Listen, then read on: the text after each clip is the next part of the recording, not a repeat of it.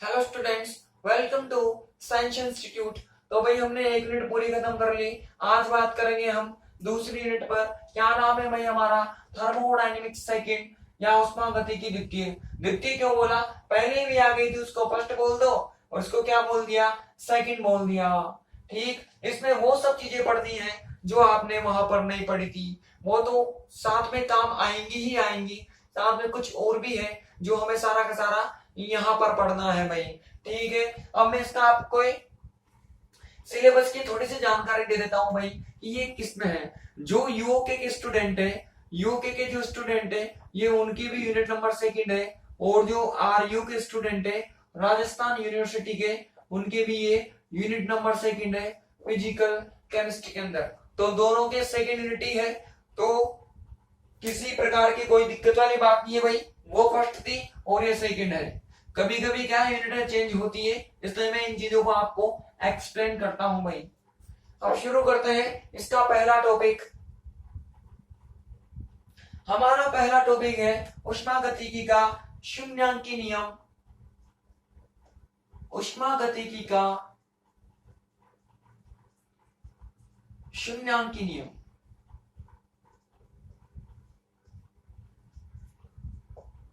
Zeroth law of thermodynamics.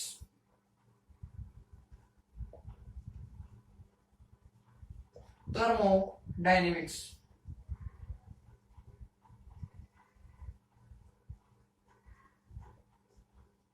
ठीक, क्या कहता है? हमने एक नियम तो पहले ही पढ़ लिया। कौन सा था? उष्मागतिकी का प्रथम नियम। बड़ी सिंपल सी बात कहता है कि भाई ऊर्जा को न तो उत्पन्न किया जा सकता, न ही नष्ट किया जा सकता। इसे एक रूप से दूसरे रूप में परिवर्तित किया जा सकता है। Energy can not be created and can not be formed, it can be converted into one form to another form. ये था पहला नियम। जीरो लॉ सिंपल सी बात कहता है कि अगर कोई भी ऑब्जेक्ट, कोई भी दो या दो से अधिक ऑब्जेक्ट थर्मल इक्विलिब्रियम में है, तापीय साम्य में है, तो डेफिनेटली उनका टेम्परेचर भी सेम होगा। मतलब स्टेटमेंट तो बहुत सीधा सा है इसका कि यदि वस्तुएं तापीय साम्य में हो तो उनका ताप भी समान होता है। वस्तुएं तापीय साम्य में हो तो उनका ताप भी समान होता है। अगर ऑब्जेक्ट थर्मल इक्विलिब्रियम में होती है तो उनका टेम्परेचर सेम होता है। अब इसका मीनिंग क्या है भाई, ये देखो समझो। माना कि मैंने एक ऑब्जेक्ट ए लिया और दूसरा ऑब्जेक्ट बी लिया और तीसरा ऑब्जेक्ट सी लिया। आई बात समझ में? ए ले लिया, बी ले लिया और सी ले लिया।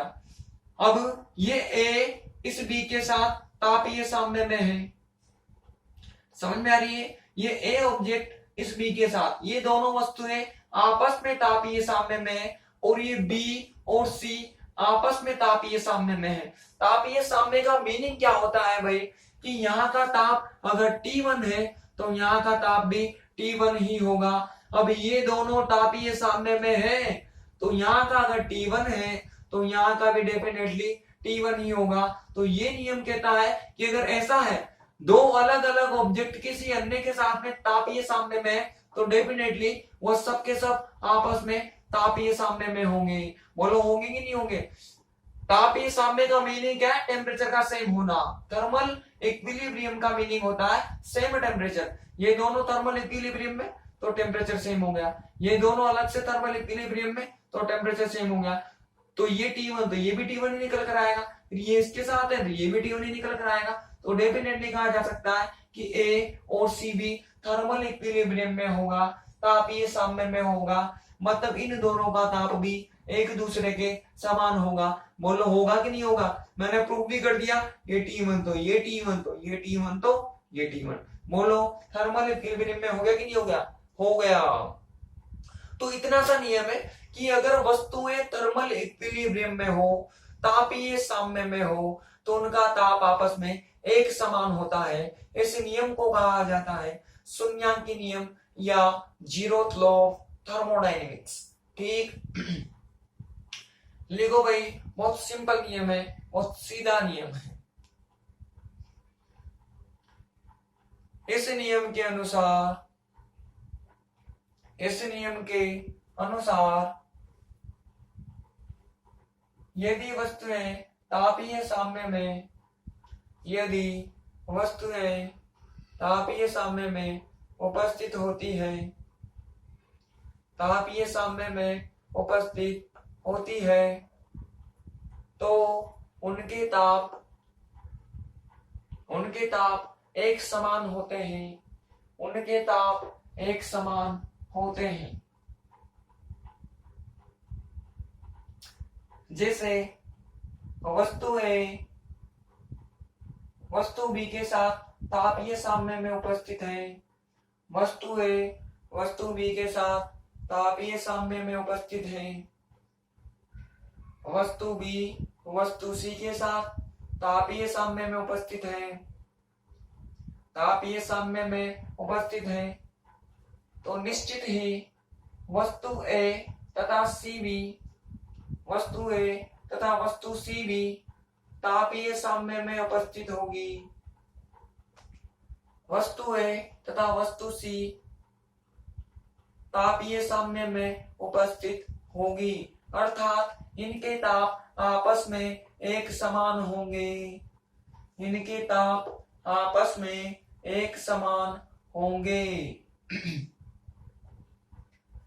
डायग्राम बना लो भाई, आप लोग लिखो according to this law, if objects are present in thermal equilibrium,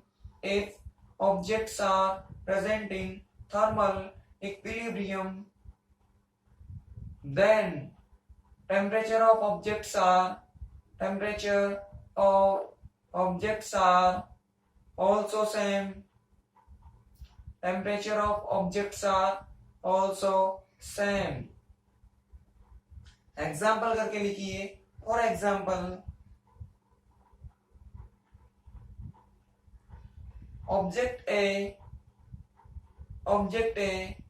is in thermal equilibrium with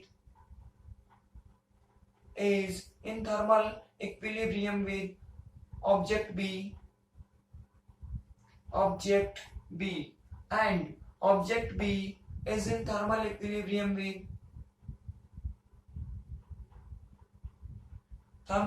equilibrium with object C, then we can say object A and object B, object A and object C are also present in thermal equilibrium,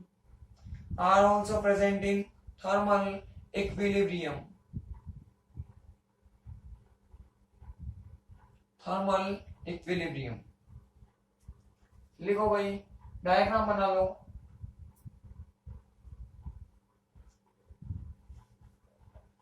ठीक, अब देखो आगे क्या है। शून्यांकी नियम के आधार पर thermometer का फॉर्मेशन किया जा सकता है, या थर्मामीटर को या तापमापी को डिजाइन किया जा सकता है, तापमापी का निर्माण किया जा सकता है। कैसे किया जा सकता है भाई? मोटर होता है, मोटर के हिमांक बिंदु पर और इसके क्वथनांक बिंदु पर आपको गैस का प्रेशर कैलकुलेट करना है। किस प्रकार से हम इस नियम के आधार पर तापमापी का फॉर्मेशन कर सकते हैं, उसके लिए आपको करना क्या है? वाटर लेना है और वाटर के हिमांक पर, मतलब इसके फ्रीजिंग पॉइंट पर कितना होता है 0 डिग्री सेल्सियस, और इसके बॉइलिंग पॉइंट पर मतलब क्वथनांक बिंदु पर कितना होता है 100 डिग्री सेल्सियस। गैस के प्रेशर्स कैलकुलेट कीजिए, दाब ज्ञात कर ली, कोई भी गैस लो और उसका 0 डिग्री सेल्सियस पर और 100 डिग्री सेल्सियस पर आप प्रेशर कैलकुलेट कर लो, दाब ज्ञात कर लो। ये हो जाएगा, जो इस पर प्रेशर आएगा वो हो जाएगा मिनिमम प्रेशर। वो क्या हो जाएगा भाई? आपका मिनिमम प्रेशर हो जाएगा, न्यूनतम दाब हो जाएगा। जो 100 डिग्री सेल्सियस पर आएगा वो हो जाएगा आपका मैक्सिमम प्रेशर हो जाएगा, मतलब अधिकतम दाब हो जाएगा। आई बात समझ में? इनके बीच का जितना भी एरिया हो आपको उसे इक्वल 100 पार्ट्स में डिवाइड कर देना है, क्योंकि 0 और 100 के बीच में कितने का गैप है? 100 का गैप है। तो जो भी पीछे का पार्ट आएगा उसको आपको इक्वल 100 पार्ट्स में डिवाइड कर देना है। इस तरह से आपको एक तापमापी को डिजाइन कर देना है, थर्मामीटर का निर्माण कर देना है। इस प्रकार से इस नियम के आधार पर हम तापमापी या थर्मामीटर का फॉर्मेशन कर सकते हैं। अब ये काम कैसे करेगा, हमने सिंपली सीख लिया भाई वाटर लो, इसके 0 डिग्री सेल्सियस 100 डिग्री सेल्सियस पर किसी भी गैस का प्रेशर कैलकुलेट कर लो, एक को मिनिमम बोलो एक को मैक्सिमम बोलो, बीच के पार्ट को आप 100 पार्ट्स में डिवाइड कर दो। इस तरह से आपको तापमापी का निर्माण करना है। अब ये वर्क कैसे करेगा, माना कि आपको किसी का भी वाष्प दाब ज्ञात करना है, वेपर प्रेशर कैलकुलेट करना है या दाब ज्ञात करना है, तो आप उसको टच करोगे तो टेम्परेचर बढ़ेगा। सपोज करो कोई भी गर्म ऑब्जेक्ट है जैसे कि जल गर्म, जैसे वाटर होता है, वाटर का आपको ताप ज्ञात करना है या उसका टेम्परेचर पता लगाना है आपको, इसका टेम्परेचर कितना है, तो आप उसको टच करोगे तो उसका टेम्परेचर भी ज्यादा होगा। सपोज करो जो भी जल था उसका टेम्परेचर कितना था, 60 डिग्री सेल्सियस था, 60 डिग्री सेल्सियस था। 60 डिग्री सेल्सियस तो यहाँ से टेम्परेचर भी ज्यादा होगा, टेम्परेचर ज्यादा होगा तो आप जानते हो प्रेशर टेम्परेचर के डायरेक्टली प्रोपोर्शनल होता है। बोलो यहाँ से टेम्परेचर बढ़ेगा तो प्रेशर भी बढ़ेगा, मतलब जो ये पारा होगा यहाँ पर जो भी आपने फिल किया होगा, एचटी फिल किया होगा, वो धीरे धीरे मैक्सिमम वैल्यू की तरफ जाएगा कि नहीं जाएगा। ये टेम्परेचर और ये प्रेशर दोनों एक दूसरे के डायरेक्टली प्रोपोर्शनल है।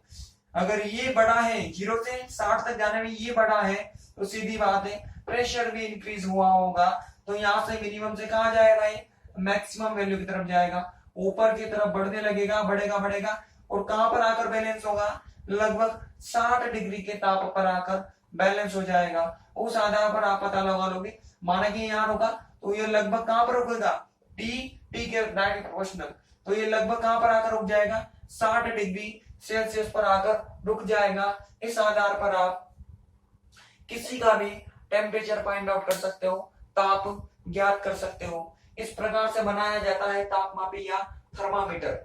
आ गई बात समझ में, सिंपल है, दो प्रेशर कैलकुलेट करने, एक को मिनिमम एक को मैक्सिमम, डिवाइड कर दिया, टच करोगे प्रेशर बढ़ेगा तो टेम्परेचर भी बढ़ेगा, उसके आधार पर यहाँ से आप रीडिंग ले लोगे और आपको पता लग जाएगा भाई। ठीक, इसके नीचे लिखो डायग्राम के नीचे, शून्यांकी नियम के आधार पर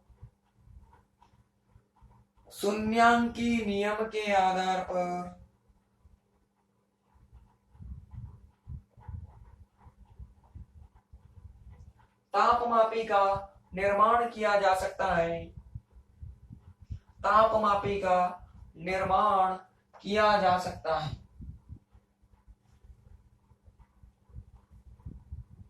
इसके लिए जल के हिमांक बिंदु तथा क्वथनांक बिंदु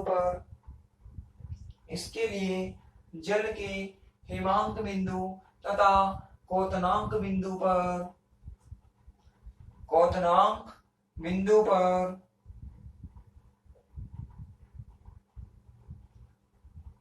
किसी गैस का दाब ज्ञात किया जाता है।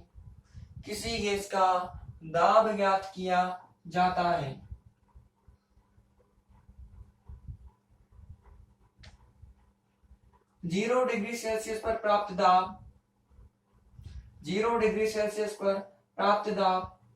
न्यूनतम दाब होता है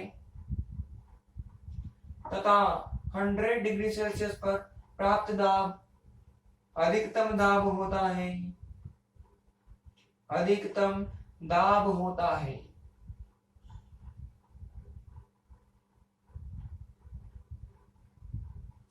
तथा इनके मध्य के भाग को 100 बराबर भागों में विभाजित कर दिया जाता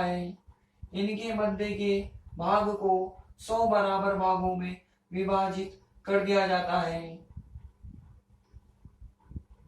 इस आधार पर तापमापी का निर्माण कर दिया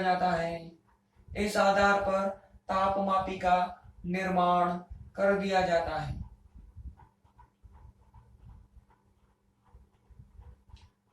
अगली लाइन से लिखो, जब इस तापमापी को किसी गर्म सतह के संपर्क में लाया जाता है, गर्म सतह के या गर्म पदार्थ के संपर्क में लाया जाता है तो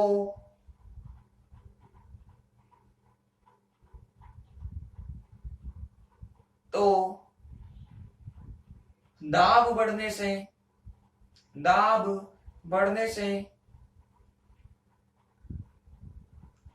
तापमापी में ताप का मान भी बढ़ता है।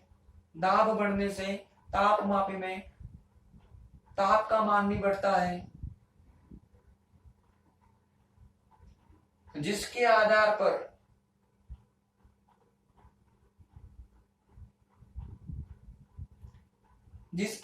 पर पदार्थ का ताप ज्ञात कर लिया जाता है। जिसके आधार पर पदार्थ का ताप ज्ञात कर लिया जाता है। जिसके आधार पर पदार्थ का ताप ज्ञात कर लिया जाता है।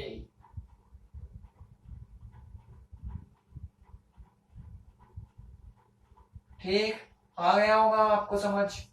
आप लोग लिखो भाई डायग्राम के नीचे, on the basis of zeroth law of thermodynamics, on the basis of zeroth law of thermodynamics, thermometer can be designed, thermometer can be designed for this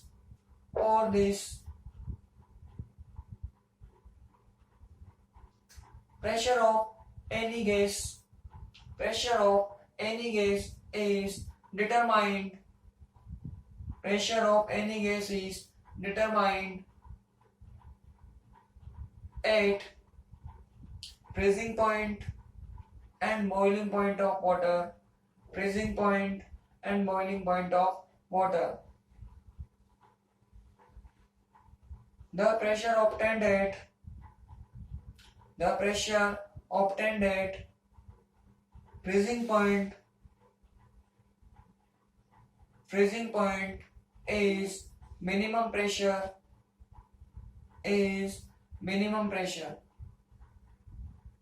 and the pressure obtained at boiling point is maximum pressure,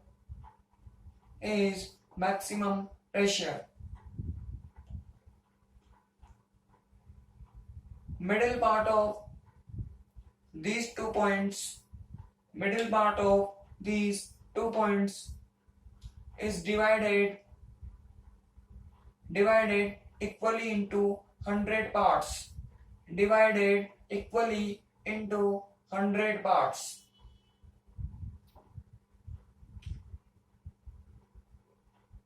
and on the basis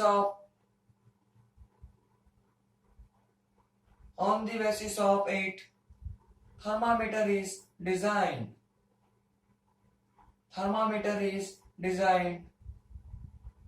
Next line से लिखो,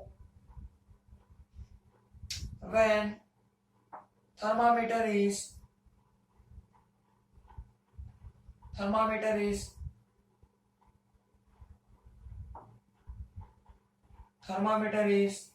touched with any hot surface, thermometer is touched to any hot surface,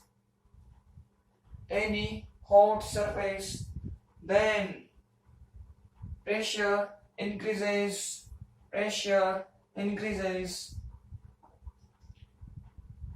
Due to increase in pressure, temperature in thermometer also increases. Due to increase in pressure,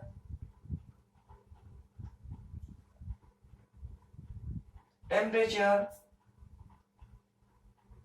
of thermometer is also increases. On the basis of it, temperature of hot surface,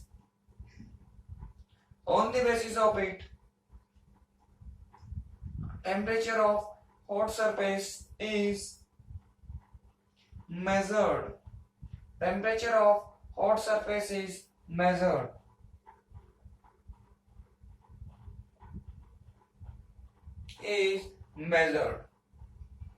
ये हो गया हमारा zeroth law या उष्मागतिकी का शून्यांकी नियम क्या होता है हमने ये भी देख लिया, और इसका एप्लीकेशन क्या है या इसका अनुप्रयोग क्या होता है हमने वो भी देख लिया। तो इस तरह से आप कभी भी कहीं भी थर्मामीटर का फॉर्मेशन कर सकते हैं। आपने आज सीखा कि वास्तव में थर्मामीटर शून्यांकी नियम के ऊपर काम करता है। आई बात समझ में। अब आप बना सकते हो थर्मामीटर। अब हम आगे बात करेंगे उष्मागतिकी के द्वितीय नियम पर, सेकेंड लॉ ऑफ थर्मोडायनेमिक्स। हमने टोटल कितने नियम पढ़ लिए भाई अभी तक? 2 हो गए, एक तो फर्स्ट पढ़ा और एक जीरोथ पढ़ लिया। अब बात किसकी है? सेकेंड नियम की। लिखो भाई, उष्मागतिकी का द्वितीय नियम, उष्मागतिकी का द्वितीय नियम, सेकेंड लॉ ऑफ थर्मोडायनेमिक्स।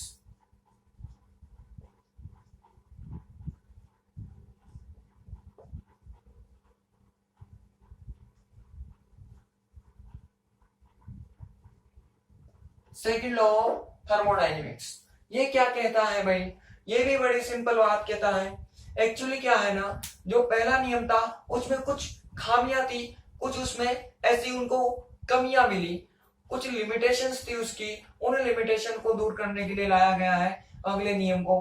भाई देखो, कोई भी चीज जब नहीं आती है तो पहले जब हमारे पास प्रथम नियम था, पहला नियम अवेलेबल था, तो हमें दूसरे नियम को लाने की क्या जरूरत महसूस हुई?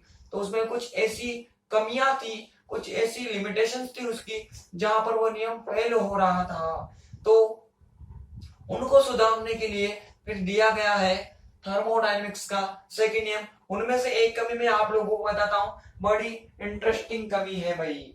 क्या है भाई? आपको पता है पहला नियम क्या कहता है? Q इज इक्वल टू क्या होता है? डेल्टा ई और W माइनस W। और इतना ही होता है, इसको dQ बोल दो, इसको DE बोल दो या इसको DW बोल दो, उससे कोई फर्क नहीं पड़ता, लेकिन एक्सप्रेशन ऐसा ही चलता है भाई।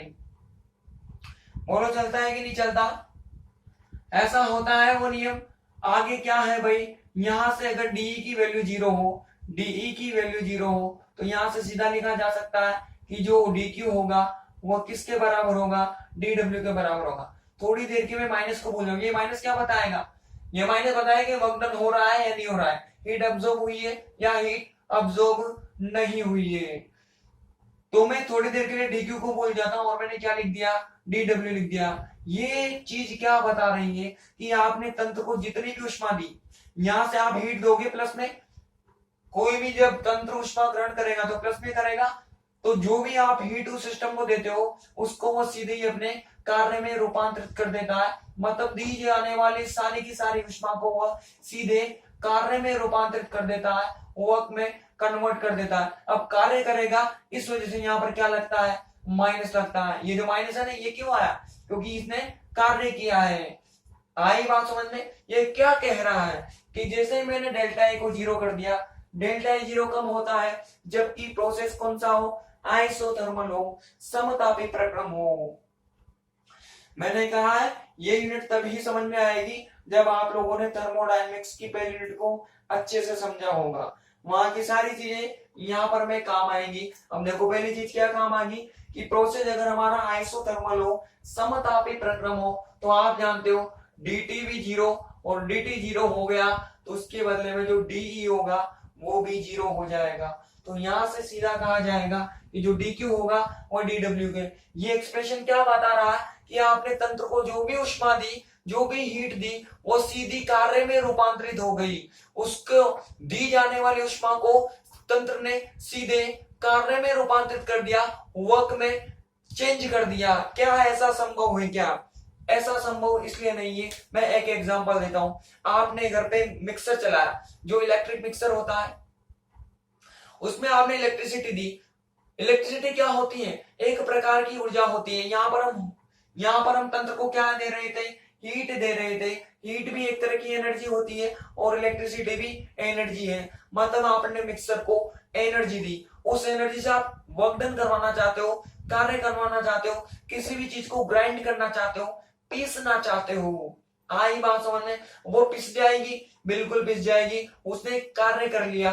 अब पिसने के बाद आप ध्यान से देखना, क्या वह मिक्सर गर्म नहीं हुआ? क्या आप ध्यान से देखोगे तो पाओगे कि वो मिक्सर पहले ठंडा था, अब गर्म हो चुका है। मतलब आपने इलेक्ट्रिसिटी जितनी भी दी है उसको, आपने क्या वहां पर कुछ गैस लगाकर गर्म किया क्या उसको? नहीं किया। आपने केवल क्या दिया था उसको? इलेक्ट्रिसिटी दी थी। उस इलेक्ट्रिसिटी का उसने दो प्रकार से उपयोग किया।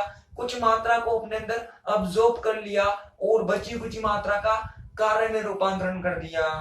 आई बात समझ में? कुछ मात्रा को ऑब्जर्व किया और रिमेनिंग अमाउंट को उसने वर्क डन में चेंज कर दिया। तो मतलब वह आपने जितनी भी एनर्जी दी थी उसने सारी को कन्वर्ट किया गया, कार्य में नहीं किया। उसका कुछ भाग ही वह कार्य में रूपांतरित कर पाया। ऐसा सभी मशीनों के साथ में होता है।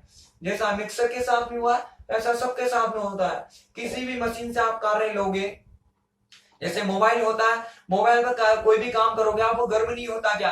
तो गर्म होने में जितनी भी जो भी बैटरी उसकी, मतलब जो भी आपने उसको चार्ज किया होगा, चार्जिंग की होगी, उस चार्जिंग में थोड़ा सा पार्ट तो गर्म हो गया और बची कुछ ऊष्मा का उसने क्या कर दिया? कार्य कर दिया, जो कि आप करते हो, जो भी करते हो। मतलब मोबाइल भी गर्म होता है, हर मशीनें गर्म होती है। मतलब कोई भी मशीन ऐसी हो ही नहीं सकती जो दी जाने वाली संपूर्ण एनर्जी को, संपूर्ण हीट को, टोटल हीट को वर्क डन में कैलकुलेट कर, मतलब वर्क डन में चेंज कर दे या किए गए कार्य में परिवर्तित कर दे। लेकिन ये क्या कहता है? ये तो यही बात कहता है कि जो भी आप एनर्जी दोगे वो सारी की सारी किसमें चली गई? वर्क डन में चली गई, कार्य में चली गई। क्या ऐसा पॉसिबल है क्या? ऐसा पॉसिबल नहीं है। ये है इसकी सबसे बड़ी कमी। ये कहता है कि सारी कार्य में चली जाएगी, लेकिन वास्तव में ऐसा नहीं होता। सारा नहीं जाएगा, कुछ पार्ट जाएगा, कुछ पार्ट किसी और एनर्जी के रूप में चला जाएगा। तो मतलब पूरी ऊष्मा को कार्य में रूपांतरित नहीं किया जा सकता। बताओ, इसकी लिमिटेशन निकल कर आई, कमी निकल कर आई। उस कमी को कहां पर दूर किया गया? द्वितीय लॉ में या सेकंड लॉ में दूर किया गया और बना दिया इसका नया स्टेटमेंट। क्या? कि कोई भी ऐसी मशीन या ऐसा इंजन नहीं बनाया जा सकता जो दी जाने वाली संपूर्ण ऊष्मा को कार्य में रूपांतरित कर दे। मतलब एक ऐसा इंजन डिजाइन नहीं किया जा सकता जो दी जाने वाली टोटल हीट को कन्वर्ट कर दे वर्क डन में। आप जितनी भी हीट दोगे उसके कुछ भाग को ही, कुछ पार्ट को ही वह वर्क डन में चेंज कर पाएगा। ये पहला नियम है और इसको अच्छा किया गया या और इसके अदर स्टेटमेंट दिए गए। क्या? कि आप बिना किसी बाह्य साधन की मदद से ऊष्मा को निम्न ताप से उच्च ताप की ओर ट्रांसफर नहीं कर सकते। हमेशा आपने देखा होगा कोई चीज गर्म है, एक ठंडी है, तो दोनों को टच में कर दोगे तो होगा क्या? यहाँ से जो गर्म वाली वस्तु है उससे टेम्परेचर धीरे धीरे कहाँ जाएगा? ऊष्मा धीरे धीरे कहाँ जाएगी? उस ठंडी वाली वस्तु में जाएगी। तो गर्म वस्तु है तो टेम्परेचर भी ज्यादा होगा, ताप भी ज्यादा होगा। ठंडी वस्तु है तो टेम्परेचर कम होगा। ऊष्मा का आदान प्रदान कहां से कहां हुआ? High temperature to low temperature. Heat high से लो की ओर गई है, लेकिन यहाँ पर क्या बोल रहे हैं कि इस ऊष्मा को इस लो से भेजना है, हाई की ओर भेजना है। लो से हाई की ओर जाती कहां से? लो से हाई की ओर जाती है, लेकिन भेजना कहां चाहते हैं हम? इस लो से हाई की ओर भेजना चाहते हैं। तो बिना किसी बाह्य साधन की मदद के ऐसा कर ही नहीं सकते। क्या यहां से ऊष्मा यहां जा सकती है क्या? कभी भी नहीं जा सकती। अगर आप भेजना ही चाहते हो तो आपको कोई इंजन जोड़ना पड़ेगा। अब ये उसी तरह से कि जैसे कि मैंने टंकी, जो अपना टैंक होता है, उस टैंक से मैंने नीचे की तरफ नल लगा दिया। एक बाल्टी है, बिल्कुल थोड़ा सा पानी है बाल्टी में, और मैंने उसको पाइप से ऐड कर दिया, पाइप से जोड़ दिया बाल्टी को। अब दोनों कनेक्टेड हो गए। अब मैं अगर नल को चालू करता हूं, नल को चालू करता हूं तो क्या होगा? ऊपर वाली टैंक से नीचे वाली बकेट में पानी आ जाएगा, बाल्टी में पानी आ जाएगा। अरे ऐसा होगा क्या कि चालू करते ही बाल्टी का पानी भी कहां चला जाए? उस वाटर टैंक में चला जाए। आई बात समझ में? अगर ये करना चाहते हो तो आपको बीच में क्या जोड़नी पड़ेगी? मोटर जोड़नी पड़ेगी। वो मोटर वहां से पानी को खींचेगी, वर्क डन करेगी और कहां पर पहुंचाएगी? उसको टैंक में जाकर पहुंचाएगी। मतलब आप लो वाली क्वांटिटी से हाई पर जाना चाहते हो तो आपको बाह्य साधन लगाना ही पड़ेगा, एक इंजन वहां पर लगाना ही पड़ेगा। जैसे कि पानी को निम्न तल से उच्च तल पर भेजने के लिए मोटर लगानी पड़ती है, वैसे ही यहाँ पर है। अगर हीट को लो से हाई टेम्परेचर पर भेजना है तो आपको एक इंजन लगाना पड़ेगा, एक मशीन बिठानी पड़ेगी। तो दो स्टेटमेंट हो गए। पहला स्टेटमेंट क्या है भाई कि एक ऐसी मशीन नहीं बनाई जा सकती जो कि दी जाने वाली संपूर्ण ऊष्मा को कार्य में रूपांतरित कर दे, जो कि दी जाने वाली टोटल हीट को वापदन में चेंज कर दे। दूसरा स्टेटमेंट क्या है भाई कि टेम्परेचर को मतलब हीट को हाई लो टेम्परेचर से हाई टेम्परेचर पर नहीं ट्रांसफर किया जा सकता बिना किसी बाह्य साधन की मदद से, बिना किसी एक्सटर्नल इंजन की हेल्प के बिना ऐसा काम नहीं कर सकते। करना है तो आपको एक्सटर्नल इंजन लगाना ही पड़ेगा। फटाफट से लिखो दोनों स्टेटमेंट। ऊष्मा गतिकी के लिए निम्न दो कथन लिखे जा सकते हैं। ऊष्मा गतिकी के द्वितीय नियम के लिए निम्न दो कथन लिखे जा सकते हैं।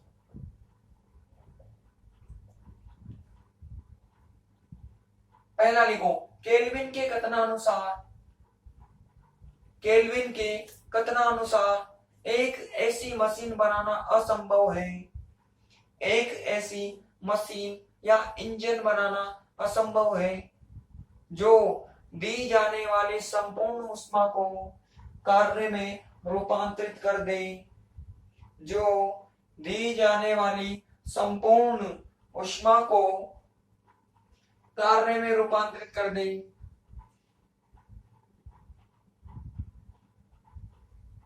कार्य में रूपांतरित कर दे। दूसरा लिखो क्लासियस के कथनानुसार। दूसरा कौन था महारथी? क्लासियस था।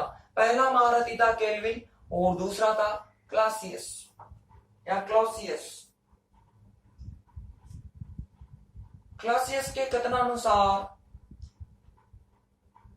बिना किसी बाह्य साधन की सहायता के बिना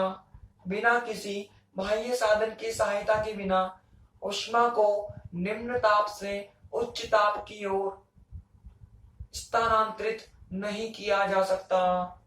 बिना किसी बाह्य साधन की सहायता के बिना ऊष्मा को निम्न ताप से उच्च ताप की ओर स्थानांतरित नहीं किया जा सकता। ठीक, आप लोग लिखो according to kelvin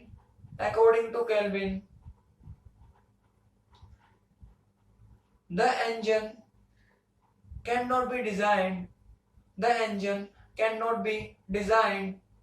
whose convert total heat into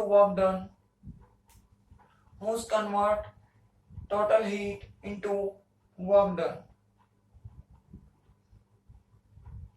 Second लिखो according to Clausius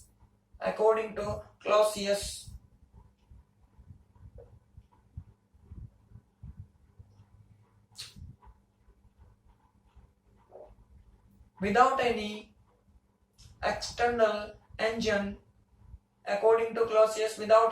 external engine, heat cannot be transferred from low temperature to